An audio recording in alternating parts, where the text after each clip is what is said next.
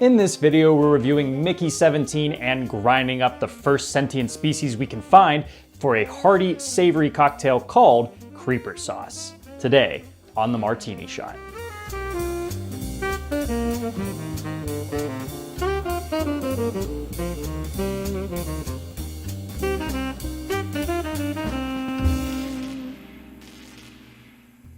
Hello and welcome to the Martini Shot, the home of movie reviews and movie-themed cocktails. Before we get into the review, let's whip ourselves up a drink. So Creeper Sauce is inspired by Toni Collette's character in the film. She is obsessed with sauces and wants to make a sauce out of everything, including those wriggly little grub worm creatures that they find on the frozen planet they're trying to inhabit. And when you need a saucy cocktail, really there is no better substitute than a Bloody Mary. There's just one issue. I don't really like Bloody Marys. I'm not a big tomato juice guy, but I'm gonna be sticking it out for you because I am trying to make a cocktail that can be accessible to all different realms of cocktail preference. So this is all gonna feel fairly familiar. However, we are gonna be adding in some savory elements that are gonna be coming from some beef stock as well as some Fat Wash Bourbon, which I'm gonna show you how to make in just a little bit. And there's also gonna be a little bit of Asian elements in there thanks to some sriracha and some kimchi. Let's get into it. And now for our Fat Wash Bourbon. Fat washing is a technique where you take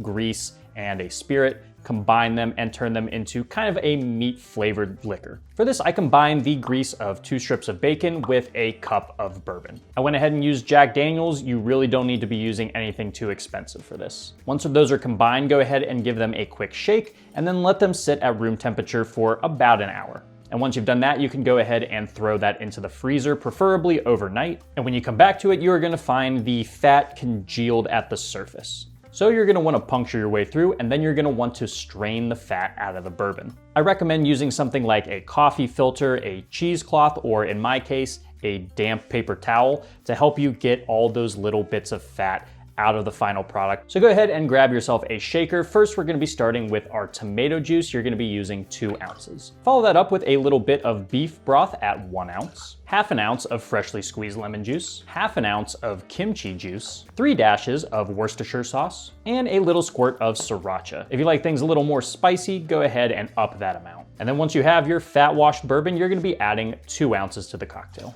Now go ahead and throw ice in that shaker and shake to chill. Now you can go ahead and strain it into a tall glass filled with ice. I've also added a tahini rim. And then finally, I'm gonna be garnishing it with a few cocktail shrimps, just because they kind of remind me of the little bugs running around in Mickey 17. And there you go, now you have creeper juice. So I don't know if this is exactly going to be winning me over on the Bloody Mary as a whole, but it's definitely pushing me in the right direction towards what I'll like the most from one. Yeah, the tomato juice is super apparent. It's going to be the first thing you taste with this more often than not. But as the flavors begin to develop in your mouth, you start to pick up on more of those savory elements, the beef broth, and even the bacon fat washed bourbon.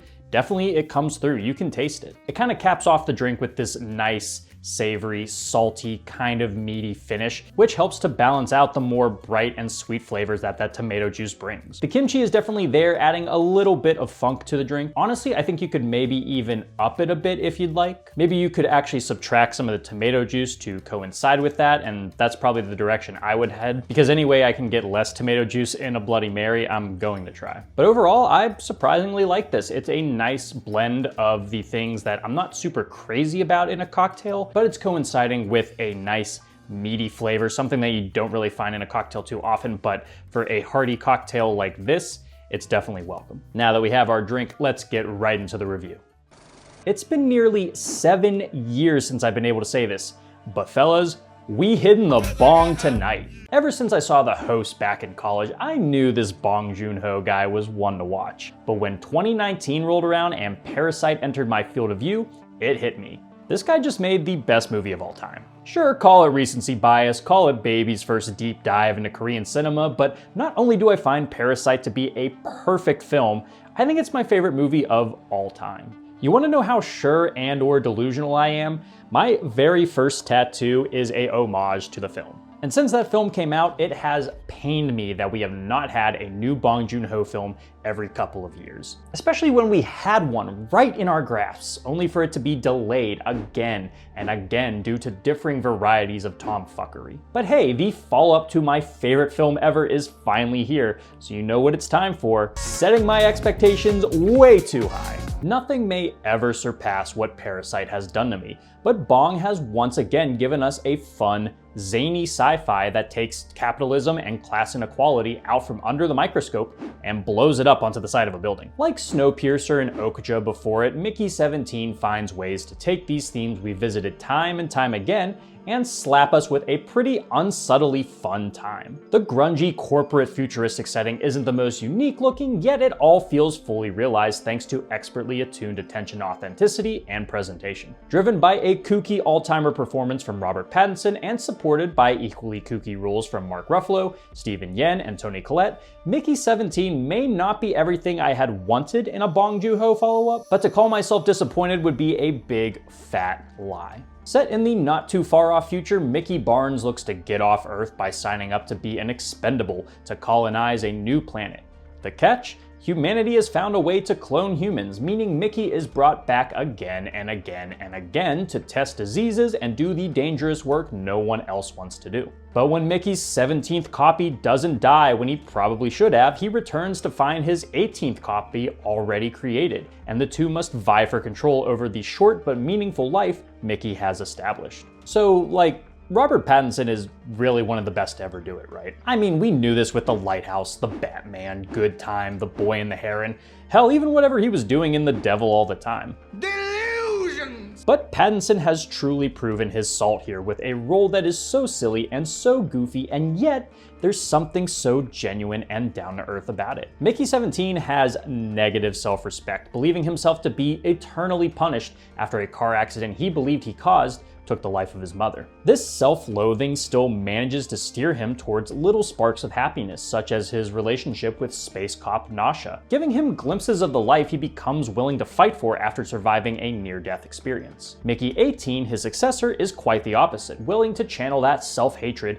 into a rage and aggression that can earn him the life he wants deep down. Pattinson does a phenomenal job at creating a distinction between the two, from their dialect to their body language, never feeling like we are left with two Pattinsons, but two actual different Mickeys. There's so much brilliance in the little nuances of Pattinson's performance, even down to how he enters a scene. From the voice to the line deliveries, Pattinson takes some big swings that I really believe hit successfully. He truly elevates the concept beyond what we've seen of him, finding a nice middle ground between the restrained and the insane. The supporting cast actually exists more on either end, depending on who we're talking about. There's of course Nasha, played by Naomi Ackie, who never loses sight of Mickey's humanity no matter how many times he's killed and reprinted. Her confident, assertive personality not only never lets us forget that, but it helps Mickey realize that as well. But then on the opposite end is Mark Ruffalo's Kenneth Marshall, a failed politician looking to create his own success story through his dangerous mission where he'll hardly lift a finger,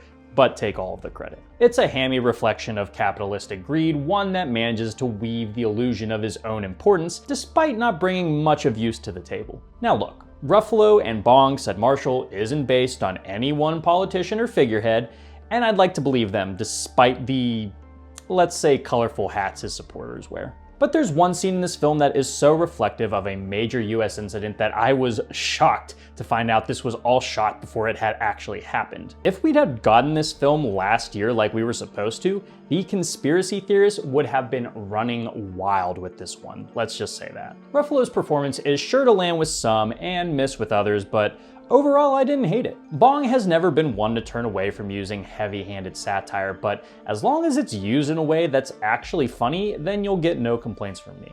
Other standouts include Steven Yeun and Toni Collette, who I'm sad to report don't get nearly as much screen time as they probably deserve, but they leave their marks in hilarious ways with the time they've got. So after an entire filmography centering around the evils of capitalism and power dynamics, what does Bong have left to say? If you're only really familiar with his English language films Snowpiercer and Okja, you may think Bong has come back to take another swing on a long dead horse. But where those aforementioned films take a look at these issues on a large, broad scale, I think Mickey 17 manages to focus far more on the individual amidst all of it. Mickey becomes a product of a system that values profit over people, being constantly whittled down by the strain of dying again and again, that the apathy his peers express towards him begins to rub off on him. It becomes kind of ironic that a guy reconstructed with literal human waste finds himself to be feeling pretty shitty, no? I mean, this guy is a literal breakthrough in immortality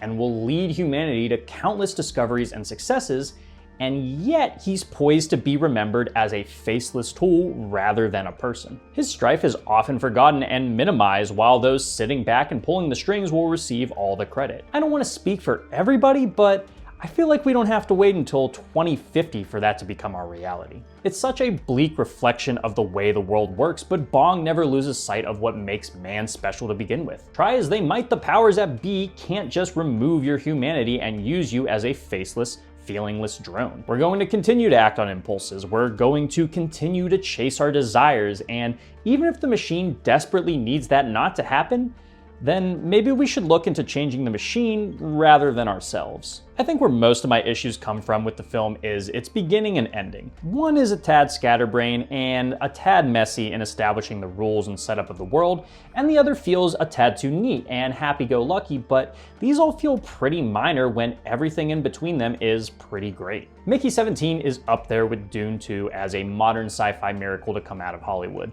Not only does it look great, and not only is it a lot of fun, but there is also a genuine artistic voice behind it that knows how to anchor our future fears to our modern day anxieties. It isn't the same genre-bending, subtly allegorically laced film Parasite was, but that's okay. It's another notch in the overstuffed championship belt of Bong Joon-ho, one that speaks on what the director feels so passionately about while still finding new ways to say it while still sounding familiar. Needless to say, I am in love with this man and I cannot wait to see his next film in the next decade, probably. Until then, I'm just gonna be spending these trying times remembering we deserve to be happy and to surround yourself with sauces. Yeah, I would say that's a takeaway from the film too. For my rating, I'm giving this film 4 macaroons out of 5. You know they're gonna be bigger than hamburgers, right? Guys, thank you so much for tuning into this episode of the Martini Shot. If you saw Mickey 17, let me know what you thought about it down in the comments. And if you like what you saw here and would like to see more, don't forget to like, subscribe, and follow me across all social media channels. Those links are down in the description below. And if you enjoy movie reviews and movie-themed cocktails, be sure to check out my website, martinishot.blog. Until next time, thank you again for watching. I'll see you in the next one. Live deliciously, but please remember to drink responsibly.